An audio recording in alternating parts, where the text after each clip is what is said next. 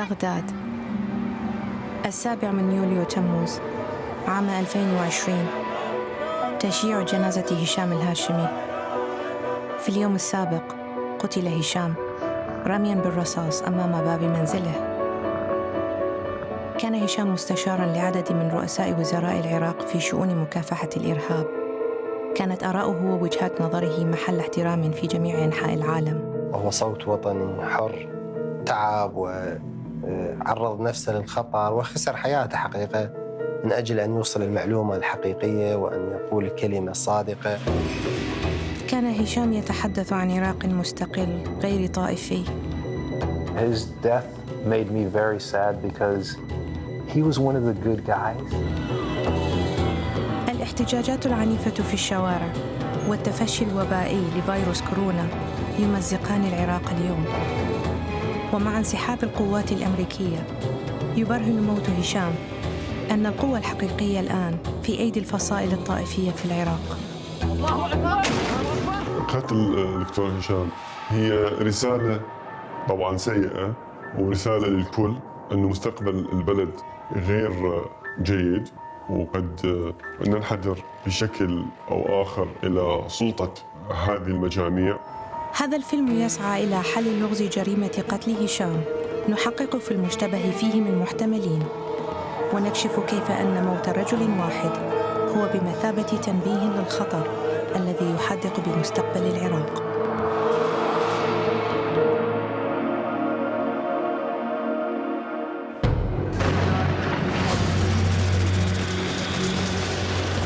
بدأ تحقيقنا بما يسمى تنظيم الدولة الإسلامية.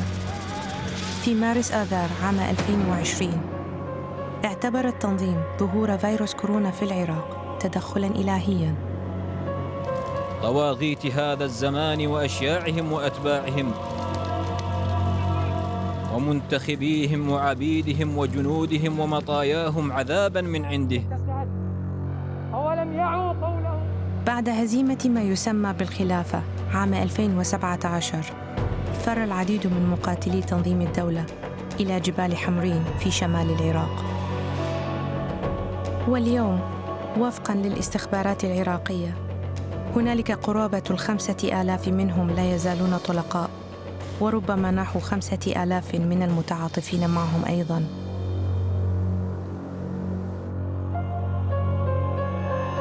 في بدايات هذا التحقيق بحثنا عن هشام الهاشمي، الخبير العراقي البارز في مجال الإرهاب. كان هشام جهادياً في شبابه، لكنه أدار ظهره للعنف. في وقت لاحق أصبح مستشاراً لعدد من رؤساء وزراء العراق. هشام أب ل4 أطفال ويعيش مع أسرته في إحدى ضواحي بغداد. نعم، كل الحرية لك. أجرينا مقابلة معه في يونيو حزيران 2020 من خلال زوم بسبب فيروس كورونا. تحدث هشام عن التهديد الجديد الذي يشكله تنظيم الدولة. القوات النظامية انسحبت من الأحزمة الريفية باتجاه المناطق الحضرية المكتظة بالسكان لتنفيذ واجبات حظر التجوال وحد التجمعات داخل هذه المدن الكثيفة بالسكان. هو وجد هناك ثغرة ومناطق هشة استطاع أن يتحرك بها بكثافة، بحيث ارتفعت كما قلت من آذار مارس وهو فترة انتشار كورونا في العراق. كانت الحكومة في بغداد تشعر بالضغط، فقد تسلمت لتوها السلطة وكانت تكافح من أجل فرض سلطتها. هذه الحكومة أمامها مصاعب كثيرة، مصاعب ذات طبيعة سياسية، مصاعب ذات طبيعة اقتصادية جمة، أيضا هناك مصاعب ذات طبيعة صحية، وفي بعض الأحيان مصاعب كبيرة تتعلق بالحياة اليومية للناس، توصل إلى حد تأمين معاشاتهم ورواتبهم وظروف حياتهم اليومية. معلوم هذا التنظيم يتربص بالتناقضات الجيوسياسية، بالتناقضات العسكرية السياسية، التناقضات الاقتصادية السياسية.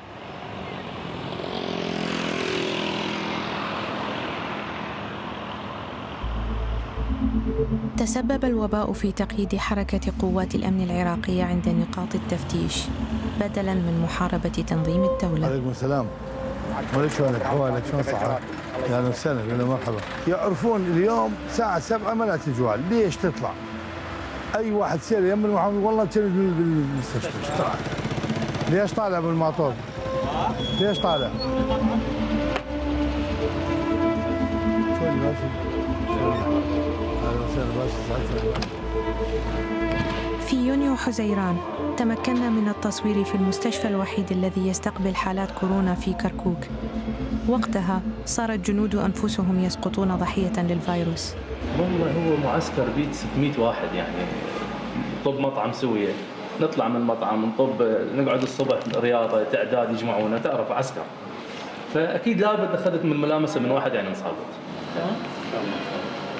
كنت بالدوام، جتني حالة انفلونزا، حسيت بحرارة يومين 3، نزلت للبيت. ليش مال أهلي كلهم مصابين، 10 نفرات عندي بالبيت كلهم انصابوا، بس حاليا بالمستشفى. بس الإنسان يعني حتى إذا كان كبير، إذا ما عنده أعراض مزمنة أو ما عنده خلينا نقول أمراض غير هذا المرض، لا والله يتعالج. من جتنا هاي العدوى، بس كحياة يعني كدوائر كهذه إحنا كجيش مستمرة ما متوقف.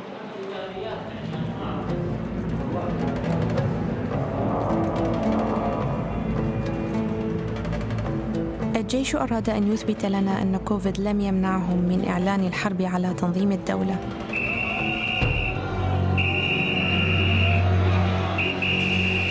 اليوم عندنا هدفين راح نطلع عليهم. لذلك انضممنا إلى اللواء 61 في إحدى عمليات البحث الليلية عن مقاتلين مختبئين في كركوك. ماشي؟ عندنا اليوم هدفين من عناصر تنظيم داعش مطلوبين، كانوا مشاركين في معارك الحويجة وعدة معارك اللي راح نطلع لهم إن شاء الله.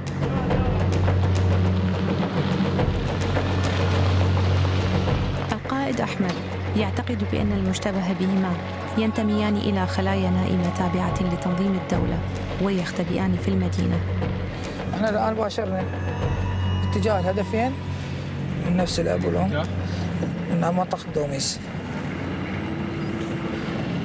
مع أحد المواطنين المتعاونين بالقوات الأمنية قدرنا نحصل ونستدل عن طريقه مواقع تواجدهم، معلومات كاملة ينضمون للتنظيم، نازحين من قضاء داقوق 3 4 2. مجرد دخول هذه العناصر إلى داخل المدينة يتم إلقاء القبض عليه. قدرنا نلقي نسبة أو أعداد لا بأس بها من الإرهابيين المطلوبين محافظة صلاح الدين أو الإرهابيين المطلوبين محافظة ديالى أو محافظة الموصل.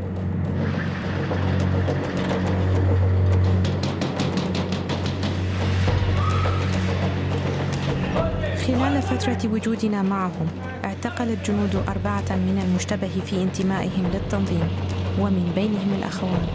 يعني هم يسموه الرمق الأخير، يعني هم الآن إنه لا يقدر يسلم نفسه للقضاء ولا يقدر يتخفى، فيضطر إنه يقوم بعمليات أخيرة أو يحاول يعيد جزء من قوته.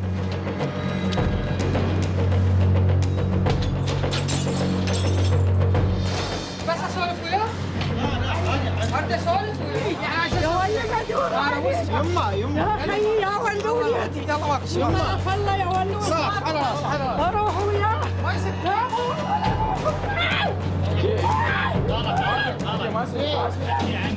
منذ يناير كانون الثاني 2020 تم إرسال أكثر من 2000 جندي أمريكي إلى ديارهم.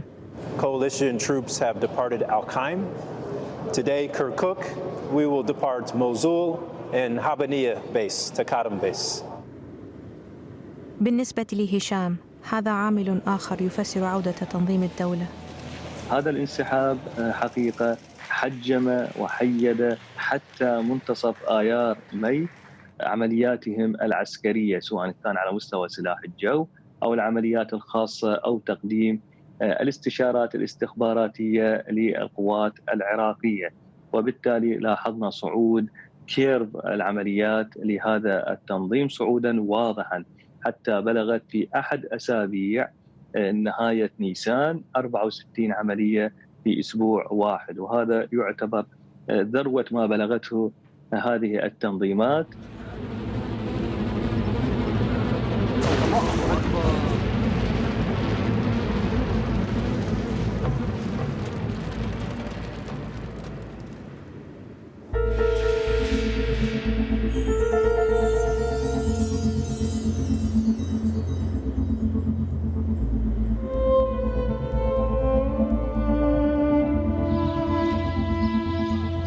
لقد رأينا أدلة تشير إلى أن تنظيم الدولة دبت فيه الحياة من جديد. هنا في شمال العراق يشنون هجمات على قرى منعزلة مثل التحويلة على بعد 15 كيلومتراً من كركوك. هذا المصد منا الوادي زغيتون. هذا المصد قرابة 3 كيلوات ما بين القطعات العسكرية. داعش يتجول بهذا القاطع بحريته. واحد من ولدي حاولوا يخطفونه، فقمنا أهل القرية بالدفاع عن الولد وحررناه منهم. أيضا صارت مقابلات، وأيضا بإسناد الشرطة الاتحادية قتلنا منهم 2. بعد شهرين في أغسطس آب 2020 عاد تنظيم الدولة. عادوا علينا الكرة من نصف دائرة، أنت جيب هالقد أموال، واضح؟ يخطف ابنك، تنطي فلوس حل ابنك، ما انطيت فلوس ذبح ابنك. ينطون رسالة للقرى اللي هي تحت سلطتهم انه لنا سلطة، او سواء هو يريد ياخذ الثأر من قبل هاي القرية. جرى عبوات من مزارع هاي القرية بصفنا، واستشهدت امرأة في حالة صعبة جدا. تعددت عن الهجمات وبالهاون، المشكلة الهاون. ورجعنا بعد التحرير قلنا الحمد لله خلصنا من الارهاب، جينا وان الوضع هذا صار نفسه لا أسوأ من وضع. لأن قبل في وقت داعش ما كان يضربنا هاونات. داعش كان عنده المطلوب يجي يذبحوه ويزته، أما ما يضرب العوائل. هسه العائلة يعني بكاملها مجرم بمعنى الكلمة، مجرم. أطفال نساء إحنا يوميا شخشط بهن وأنا أوديهم على المدرسة إنهم مسلح. فأنا ما عاد أقدر أصبر لهذا الوضع. أنا ما أرضى، ما مستعد أضحي بعائلتي، لا أنا أهاجر. منذ عودة تنظيم الدولة تعرضت هذه القرية للهجوم كل ليلة تقريباً. بهاي المكان القذائف بدأت توقع على هاي الرابعة، عبارة عن كتلة من النار، من الأسلحة الخفيفة والمتوسطة والثقيلة حتى. داعش هي ما تشكل خطر على البلد صح، وأعدادها قليلة، بس تشكل خطر على ياني المدني. لو كان 1 أو 2 مسلحين يشكلون خطر على ياني، لأن أنا مدني، ما يعني سلاح يعني ما ألزم إلا للضرورة، وما يعني حتى تخويل ما عندي إنه أشيل سلاح.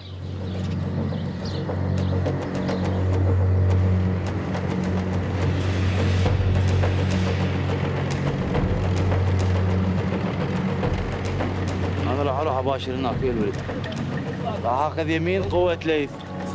منين؟ أنت وراجل أنزل بالوادي، راجل نمشي. أظهر لنا الجيش العراقي بأنهم كانوا يقاتلون تنظيم الدولة في مخابئهم الجبلية أيضا.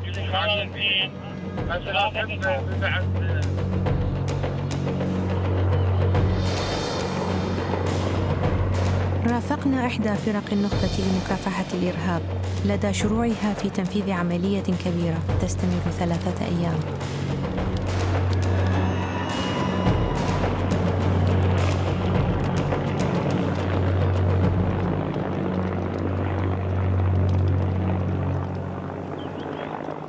حتى وقت قريب كانت مثل هذه العمليات تعتمد على قوات التحالف، لكن الأمريكيين قد لا يكونون موجودين في المستقبل. على الرغم من استعراض الجيش لقوته، شكك هشام في فعاليته ضد خصم تغيرت خططه بشكل كبير. تنتمي هذه المجموعة فكرياً إلى القاعدة. داعش الآن كما أخبرتك أنه تقاتل بطريقة تنظيم داخل منظمة، وبالتالي لا يعنيه كثيراً ما يسمى بأرض التمكين أو أرض الخلافة. تنظيم داعش يقاتل بطريقة الشبح، فنحن لا نستطيع أن نطارد الشبح. حينما نذهب بحملة كبيرة هذا الشبح يختفي إما في الوديان أو الكهوف أو حتى بين الناس، وبالتالي لا نستطيع أن نطارده ونطلع بنتائج بائسة وحذر هشام أيضاً من التهديد الذي قد يشكله تنظيم الدولة الإسلامية في أوروبا حال انبعاثه من جديد. إن كثير من عناصرها الذين غادروا العراق وسوريا وليبيا أن يعودوا بهدوء إلى الأماكن التي جاءوا منها في أوروبا، خاصة فرنسا وبريطانيا ودول الإسكندنافية. نحتاج إلى نهاية هذه السنة حتى تستطيع هذه العناصر أن تصل بهدوء وبعيدا عن أنظار المخابرات الدولية. كان هشام يتحدث في يونيو حزيران عام 2020. تبدو كلماته الآن وكأنها نبوءة، لا سيما بعد وقوع هجمات التنظيم في فرنسا في وقت لاحق من العام.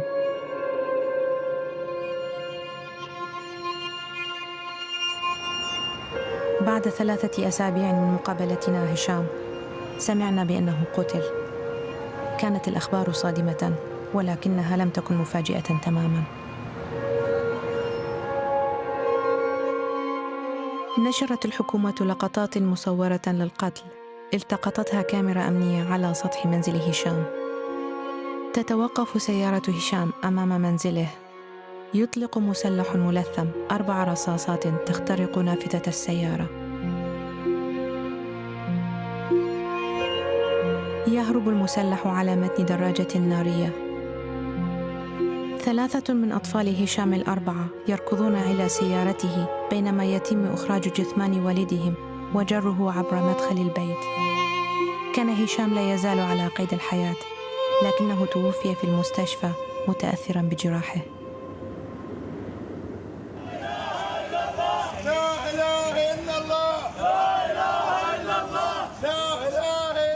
وفاته هزت البلاد. والشهيد حبيب الله. وانا ابوك موجود. رئيس الوزراء مصطفى الكاظمي زار عائلة صديقه ومستشاره المخلص، وأعلن أنه سيطلق اسمه على أحد شوارع بغداد. هشام مو بس أخو صديق، كان أيقونة وطنية، وشفت استشهاده خلي كل دول العالم تتعاطف فيه. بس أفضل كل ما يمكن البعض الجهود لملاحقة القتل. الله يهديك. لما بيروح عدل إن شاء الله. البركة بيكم. وجهت أصابع الاتهام في بادئ الأمر إلى تنظيم الدولة الذي عارضه هشام علانية.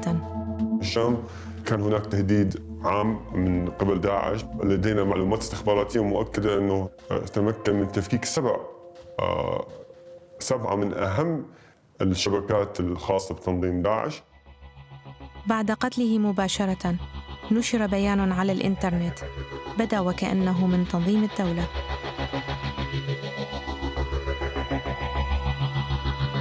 رصاص جنود الدولة الإسلامية يطيح بالمرتد الرافضي هشام الهاشمي كذاب بغداد.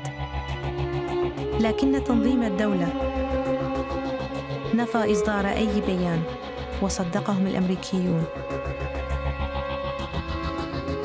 There are a number of armed groups that operate in this region, and some of them claim their attacks and some don't. ISIS, in our tracking, the attacks that they claim compared to the intelligence and monitoring of Iraqi security forces is about 1-to-1. What ISIS may do is embellish the claims of their attacks, but they tend to take credit for what they do and publicize what they do.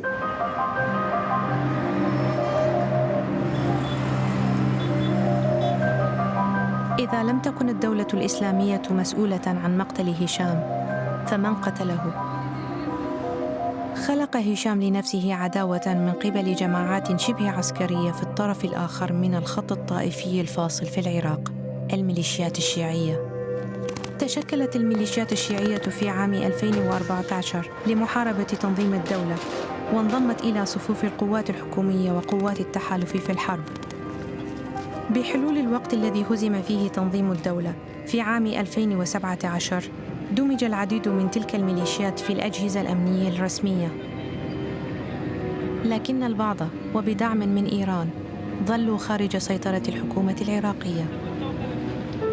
أصبحت هذه الميليشيات لاعباً رئيسياً في الحرب بالوكالة بين إيران والولايات المتحدة.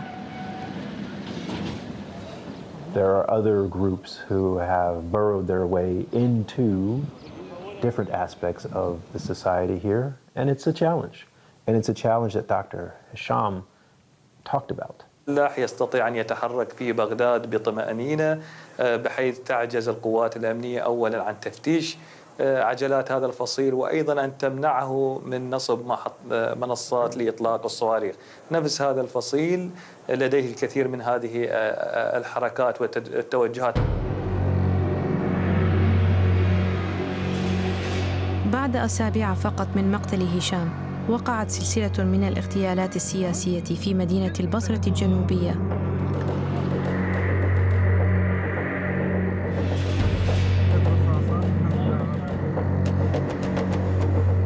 ظننا أنها ربما تسلط الضوء على ما حدث لهشام. التقينا لوديا، وهي متطوعة في مجال العمل الخيري، تبلغ من العمر 27 عاماً. هربت من البصرة وكانت مختبئة في منزل آمن. ولا يزيدي ولا يهودي كلهم اخواننا، شعب واحد. الأحزاب فرقت، الأحزاب سوت بلدنا دمار، اليوم البصرة كلها تطلع. كانت لوديا واحدة من مئات الآلاف من العراقيين الذين تظاهروا ضد الفساد المستشري وفشل الحكومة في توفير الخدمات الأساسية. لكنهم الآن يحتجون أيضاً على النفوذ الأجنبي، وخاصة على نفوذ الميليشيات الشيعية المدعومة من إيران.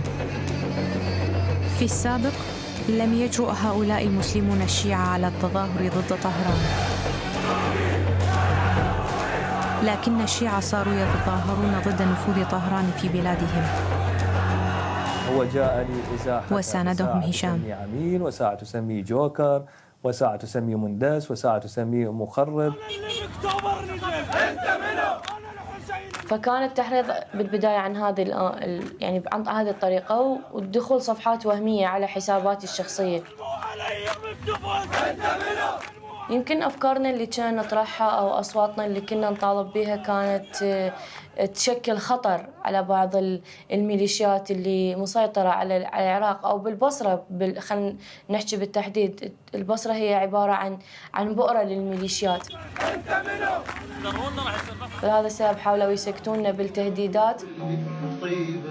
كانت التهديدات قد بدأت في العام السابق، عام 2018. هذه ريهام يعقوب صديقة لوديا المقربة، ذهبتا سوياً إلى القنصلية الأمريكية في البصرة في يوم المرأة العالمي. كانتا تعتبران نفسيهما ناشطتين في مجال حقوق المرأة، لكن بالنسبة لوكلاء إيران كانتا خائنتين. نشرت وكالة أنباء إيرانية تدعى مهر نيوز مقالاً عن زيارة لوديا وريهام للقنصلية، واتهمت الصديقتين بأنهما جاسوستان للغرب. كانت التهديدات تجي بسبب هذا الشيء، إنه إحنا عميلات وتابعات للسفارة الأمريكية. باحتجاجات 2018 عندنا فيديوهات واضحة أنا وهي نتكلم عن الميليشيات وبصورة مباشرة. قناة العهد كتبت بينا تقرير كامل. قناة العهد تتخذ من بغداد مقراً لها، وتمتلكها إحدى أقوى الميليشيات، ميليشيا عصائب أهل الحق المدعومة من إيران. القناة اتهمت لوديا وريهام بالتعاون مع القنصل الأمريكي العام في البصرة. هذا العملاق الأسود شغله قنصل بمحافظة البصرة، يلتقي بمجموعة من الناشطين والناشطات. التهديدات والادعاءات أثارت قلق ريهام لدرجة أنها سجلت فيديو تدافع فيه عن نفسها. هي قنصلية مبعوث من دولة سواء يابانية أو مصرية أو فرنسية، دائما يسوون تجمعات حتى يحببون أنفسهم بالمجتمع اللي هم عايشين به. يعني أنا إذا أروح معناها مو خوش مع القنصلية الأمريكية كل سنة تأخذ طلاب لأمريكا، معناها هذا كلهم عملاء. اتصل أحد أقارب ريهام بالقنصلية الإيرانية في البصرة مطالباً بسحب هذه المزاعم. وفي رسالة صوتية وصفت ريهام ما حدث بعد ذلك. اشرد عليه موظف القنصلية الإيرانية، قال له أوكي نوقف الحرب ضدها، بس خلي تجي القنصلية الإيرانية وتفتح بث مباشر وتمدح القنصل الإيراني والحكومة الإيرانية وخامنئي مدري منو. دفع الخوف ريهام إلى التوقف عن العمل كناشطة لحقوق المرأة، وركزت على العمل في صالتها للألعاب الرياضية. في أكتوبر 2019 عندما تجددت الاحتجاجات لم تشارك فيها. هذه المرة انتشرت الاحتجاجات في جميع أنحاء العراق، وسرعان ما طالب المتظاهرون بإنهاء الميليشيات والأحزاب السياسية التي تدعمها. وكان هشام من بين المطالبين بالعدالة، فقد قال: بين الهيبة والسيادة ضاعت حقوق ودماء وكرامة العراقيين، وذهبت أموالهم في جيوب الساسة الفاسدين. وفقاً لتقديرات الأمم المتحدة قتل ما لا يقل عن 487 متظاهراً في مواجهات مع الحكومة بدعم من الميليشيات الشيعية. فاضطروا انهم او كان الحل الاخير هو اسكاتنا بالقتل. لين خلينا نقول الميليشيات هي داعش بصورة أخرى بالبصرة. اغتيل أحد أصدقاء لوديا في البصرة، وهو ناشط يدعى تحسين أسامة.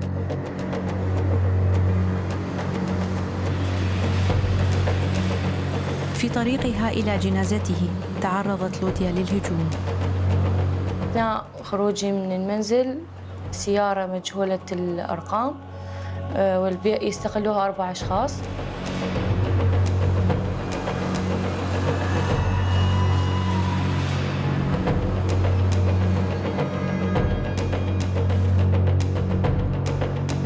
كاميرات المراقبة التقطت اللحظة التي دخلت فيها لوديا السيارة.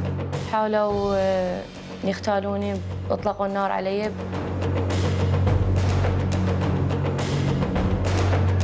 كان السائق أحد أصدقاء لوديا ويدعى عباس. أصيب عباس في ظهره لكنه نجا. أنا انصابت هنا برجلي، هذا مكان الجرح. بعد يومين فقط كانت ريهام يعقوب في طريقها إلى المنزل من العمل. كانت تقود سيارتها في أحد شوارع التسوق الرئيسية في البصرة عندما تعرضت لإطلاق النار داخل سيارتها. فارقت الحياة على الفور. مرة أخرى خرج المتظاهرون إلى الشوارع. بينما كان رئيس وزراء الكاظمي يزور عائلة ريهام، وعد بفتح تحقيق في مقتلها ومقتل المتظاهرين الآخرين في البصرة. والشهيد تحسين والشابة الدكتورة، دماءكم قريبا ستكون عنوان للعدالة. منذ أن بدأنا هذا التحقيق تم اغتيال 5 من أصدقاء لوديا الذين تظاهروا معها في البصرة. كانوا جميعاً معروفين بانتقاداتهم للميليشيات الشيعية وإيران. حتى الآن لم يتم توجيه أي اتهامات لأي من المشتبه بهم في عمليات القتل هذه.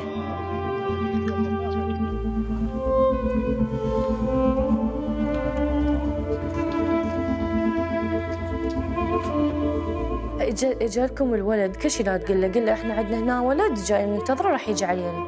تمام؟ فر عشرات النشطاء الشباب الآن إلى مناطق خارج سيطرة الميليشيات. التقينا بمجموعة منهم في منزل آمن بعيد عن البصرة. كانوا يعيشون في خوف مثلما كانت تعيش لوديا. إنهم شباب عراقيون عاديون، طلاب وموظفون وكتاب وأصحاب أعمال. علي كان الوحيد الذي وافق على إظهار وجهه أمام الكاميرا. بالفترة السابقة كنا متوجهين إلى صناعة كيان سياسي. كان الفكرة منه أنه ندخل الانتخابات حتى نرفض العملية السياسية بوجوه جديدة بطاقات جديدة. بدأ علي بتلقي تهديدات بالقتل على فيسبوك، ويقول أن التهديدات أرسلت من حسابات مرتبطة بالميليشيات المدعومة من إيران.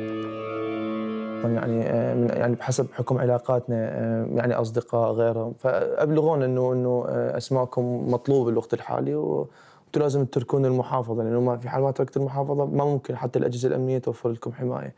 على هذا الاثر احنا يعني اضطرينا لمغادرتها يعني. حتى الآن قتل المئات في مظاهرات في مختلف أنحاء العراق.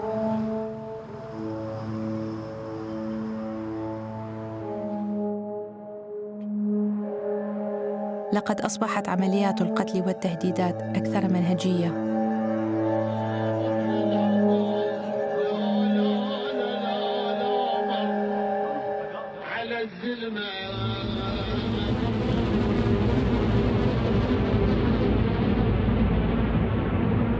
ذهبنا إلى البصرة للتحقيق.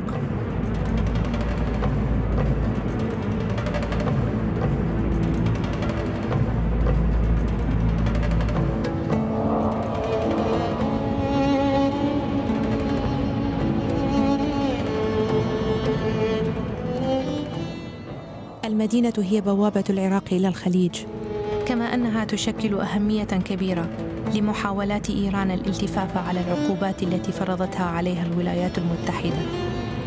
البصرة مدينة تعيش في رعب. قيل لنا أن الأوضاع خطيرة للغاية، ولذلك نحتاج إلى مرافقة الشرطة. حذرنا مسؤول حكومي كبير من أننا لو ذهبنا بدون حماية فإننا سنعرض أنفسنا للقتل أو الاختطاف، لكن هذا كان يعني أيضاً أنه سيتم التحكم في تحركاتنا.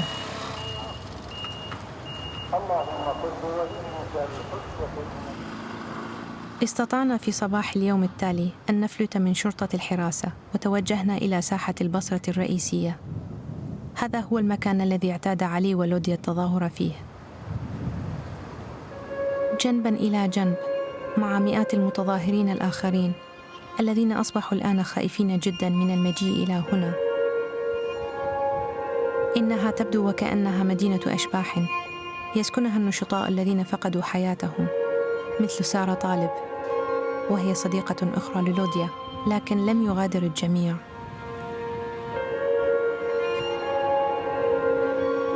فهذا هو مصطفى يخيم هنا منذ ما يقرب من عام في تحدي للميليشيا.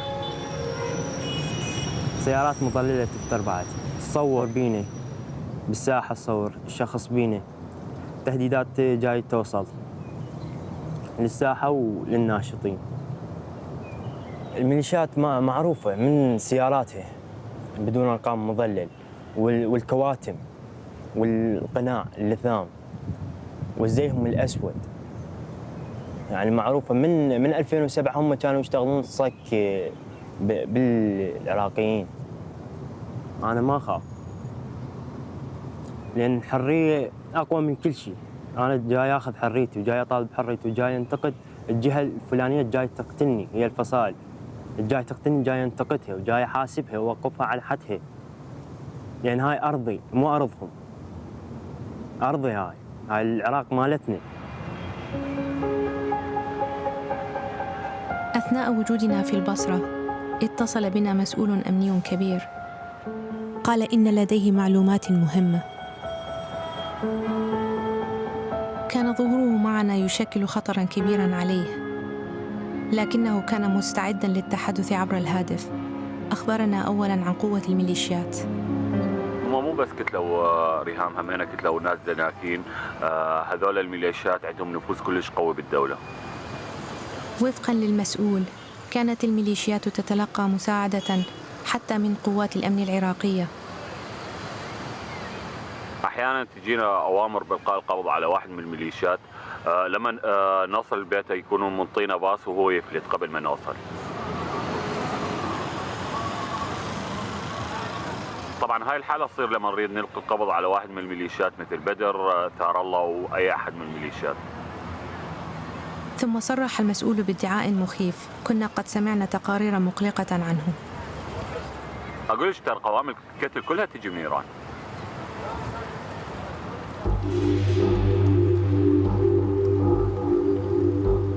قائمة القتل هي قائمة بالأسماء المستهدفة بالاغتيال. بعد شهور من التحقيق تمكنا من الحصول على إحداها.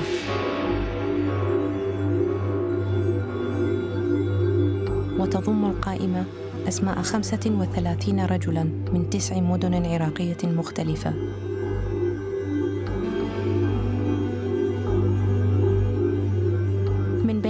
تحسين الذي قتل بعد وقت قصير من صدور هذه القائمة، وعباس الذي أصيب في السيارة مع لوديا. وبعد اغتيال النشطاء الستة، أقال رئيس الوزراء الكاظمي عدداً من المسؤولين بينهم قائد شرطة البصرة، فقد اتهمهم إما بالتعاون مع القتلة أو الرضوخ لأوامر صدرت لهم بالتزام الصمت. عرضنا النتائج التي توصلنا إليها على رئيس شرطة البصرة الجديد عباس ناجي اللامي. الحمد لله وشكر ما عندنا أي تحديات داخل محافظة البصرة كقيادة شرطة البصرة، ما عندنا أي تحديات. بس أكو زيادة بعمليات الاغتيال للناشطين بالبصرة، حتى رئيس الوزراء حجب هذا الموضوع. أما عملية القتل في كل العالم، يعني تحدث بالعراق وتحدث في أمريكا وتحدث في ألمانيا وتحدث في أي محافظة بالعراق، عملية جنائية اعتيادية يعني تصير في كل العالم وتبين أنها صارت عملية إرهابية. يعني برأيك الميليشيات ما قتلوا الناشطين؟ لا لا لا أبدا أبدا أبدا، والدليل يعني تقريبا راح نوصل للجنات، ما له علاقة الفصائل ولا ما يتدخلون بعمل القيادات الأمنية.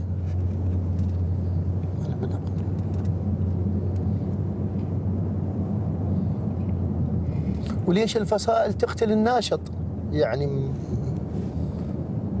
شنو ضرر الناشط على الفصائل؟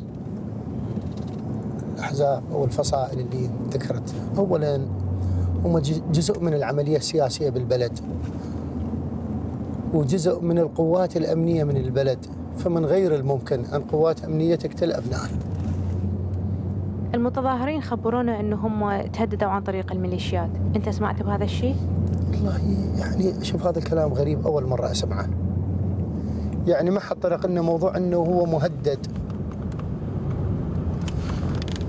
على الرغم من تأكيدات رئيس الشرطة، غادرنا البصرة ولا يراودنا الكثير من الشك حول قسوة الميليشيات الشيعية. هل يمكن أن يكون هشام قد واجه مصيره على يدهم؟ على الأرجح أننا سنجد الإجابة في بغداد.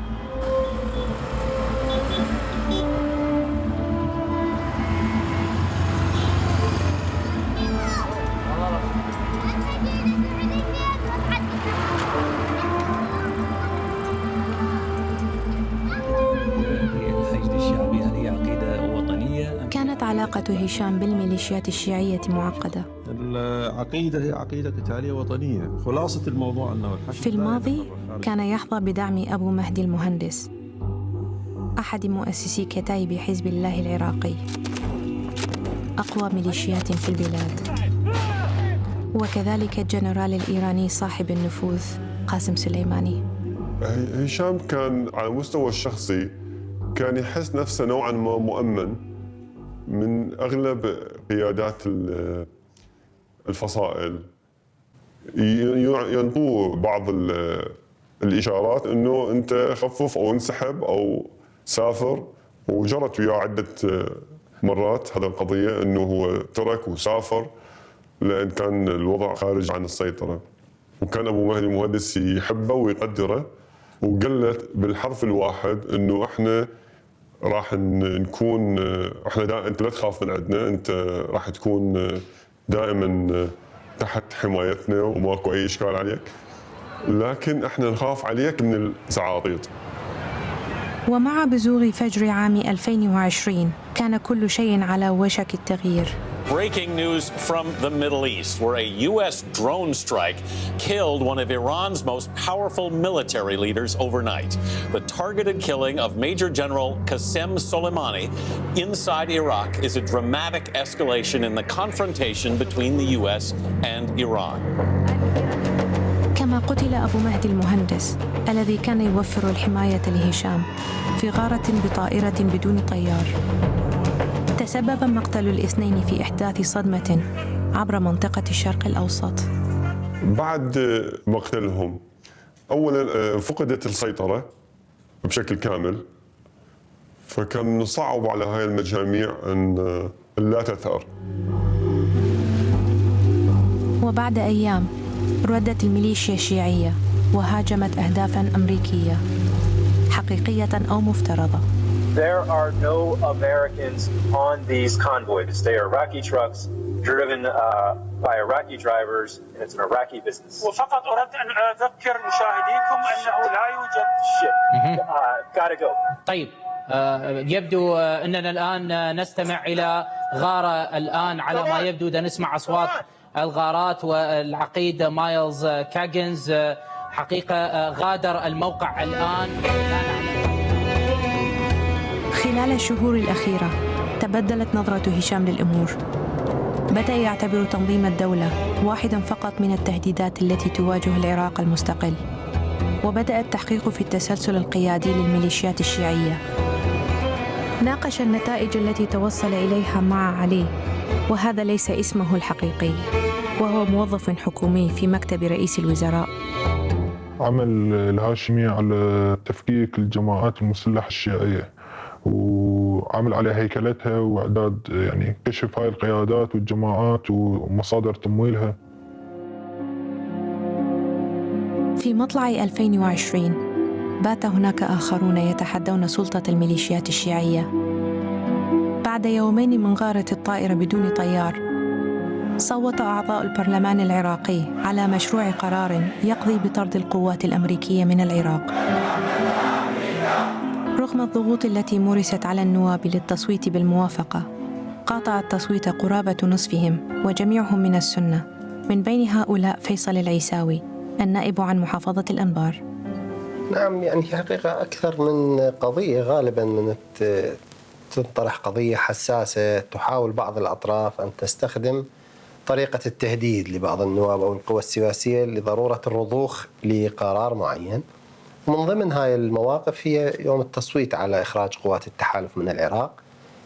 وصلت رسائل نعم إلى تليفوناتنا جميعاً وإلى المقربين وإلى مكاتبنا أنه إذا نوابكم ما صوتوا على هذا القرار سيكون مصيرهم القتل هم وعوائلهم ومكاتبهم. يعني هي حقيقة جاءت في وقتها من المكتب السياسي لكتائب حزب الله كما هم قالوا. وأبلغ العيساوي هو وبضعة نواب آخرين الأجهزة الأمنية بتلقيه تلك التهديدات.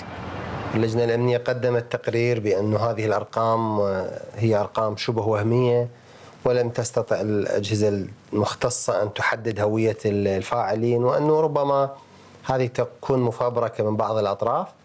ومؤكد أنه بعض الأطراف الأخرى أكدوا على أنه هذا التهديد حقيقي ولازم تتخذ إجراءات، لكن يعني حد هذا الموضوع لم يثبت شيء، وبالتالي أغلق الموضوع وعبرناه.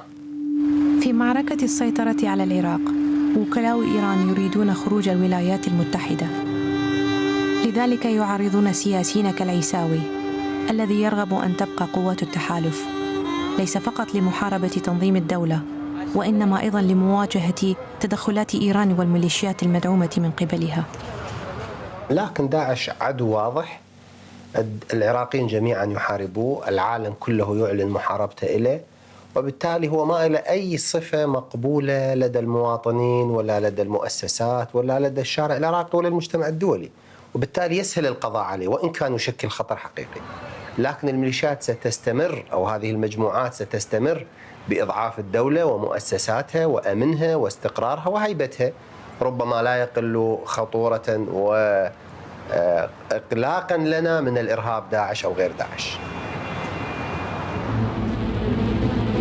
في تلك اللحظة أدخل هشام نفسه في مجازفة هائلة. لقد غرد بالاسم الحقيقي لأحد كبار الشخصيات في كتائب حزب الله. قبل أن يتم اغتياله فترة نشر عن قائدها العسكري أنه اسمه علي حسين مؤنس أو حسين مؤنس، نشر شخصيته الحقيقية. الفترة السابقة لاغتياله كان كثير يعني يتكلم عنهم وينتقدهم ويكشف تفاصيل عنهم، تفاصيل مجهولة، لذلك يعني أعتقد أنه هم خلف العملية. إنه هشام الإركابي أو هشام الهاشمي بنسخته. تم تداول هذا الفيديو على مواقع التواصل الاجتماعي. كان القصد منه إثارة الكراهية ضد هشام. للطيف السني انضم هشام للجبهة بمعية نظام الرفاعي تحت عنوان جيش المجاهدين. وفي الأول من تموز يوليو بعد 3 أسابيع من مقابلتنا له غامر هشام مرة أخرى، فقد نشر تقريراً يظهر مدى نفوذ إيران على الميليشيات، وقال إن 44 من أصل 67 منهم يتلقون أوامر مباشرة من طهران، وكشف المزيد من المعلومات السرية عن كتائب حزب الله.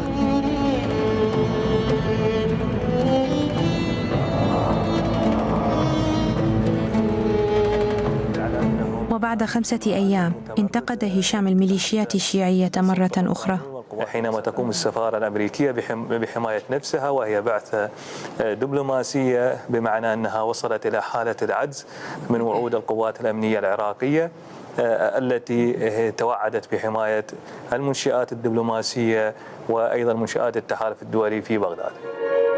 كانت هذه آخر مقابلة لهشام. بعد ساعة من إجرائها أطلق عليه الرصاص أمام منزله، ولأنه لم يعد محمياً من قبل قادة الميليشيات ولم يكن لديه حتى حارس شخصي واحد، فقد كان أكثر عرضة للخطر من أي وقت مضى. لقد كان ما حدث له أمراً شبه حتمي. يعني هو مقتل جزء من معركة الدولة واللا دولة، قوى اللا دولة، سواء كانت إرهاب ولا كانت ميليشيات ولا كانت فساد ولا كانت مجموعات مرتبطة بأجندات خارجية. كل الأجندات التي لا تريد الدولة هي مجتمعة أو اجتمعت على قتل صوت هشام الهاشمي ومن شابهه. لذلك اليوم قوى اللا دولة لا يروق لها أن تسمع أصوات مثل صوت هشام الهاشمي. طلبنا الحديث إلى العديد من الوزراء والساسة العراقيين عن مقتل هشام وعن الميليشيات الشيعية. قال جميعهم تقريباً إنهم يريدون التحدث، لكن ذلك يشكل خطراً كبيراً عليهم.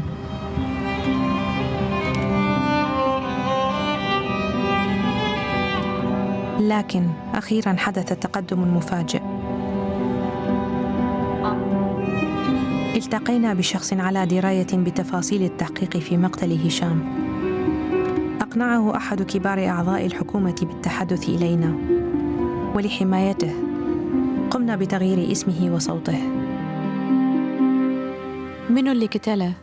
جهات مأجورة من قبل أحد الفصائل المتنفذة في العراق، كون الدكتور الشهيد تكلم بعدة مرات عنهم في وسائل الإعلام. أي ميليشيا؟ كتائب حزب الله.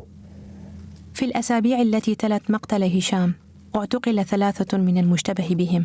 أحد المعتقلين أدلى المعلومات عن اللقاء بأحد الأشخاص المنتمين إلى كتائب حزب الله. ولا يزال المعتقلون رهن الاحتجاز في انتظار المحاكمة. يقال إنهم الأيادي المأجورة التي نفذت القتل وليس العقل المدبر له. ليش كتائب حزب الله يريدون قتله؟ يتحدث هو بالإعلام عن نفوذهم، عن الخطر اللي يسببوه للدولة العراقية، وتماديهم بقصف البعثات والمعسكرات داخل بغداد. استمرت هذه الهجمات في الأشهر التي تلت وفاة هشام. في الأول من أكتوبر تشرين الأول أطلقت صواريخ على قاعدة أمريكية في مطار أربيل.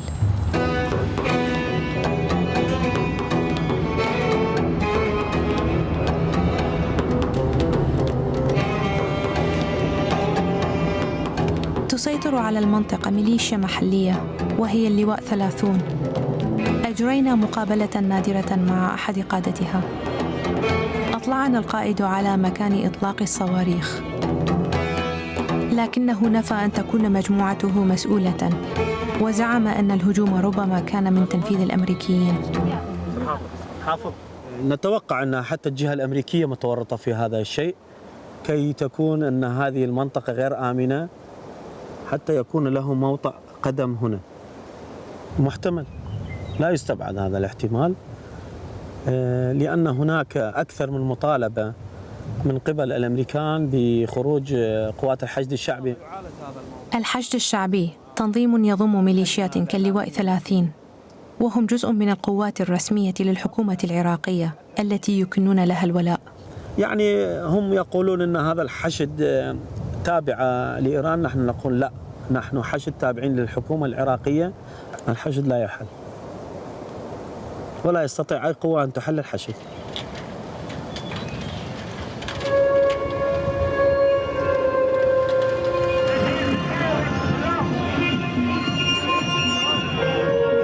مع تولي الرئيس الأمريكي الجديد جو بايدن مقاليد السلطة، لا يعرف على وجه التحديد عدد القوات الأمريكية التي ستبقى في العراق، لكن الواضح هو أن إيران ستبقى متواجدة على المدى الطويل، وهذا يعني أن احتجاجات الشوارع من أجل عراق مستقل ستستمر على الأرجح. قد يكون صوت هشام قد أسكت، لكن هنالك آلافاً آخرين يواصلون المسير في وجه المخاطر التي يشكلها المتطرفون من الجانبين، وإحياء لذكرى رفاقهم الذين قتلوا.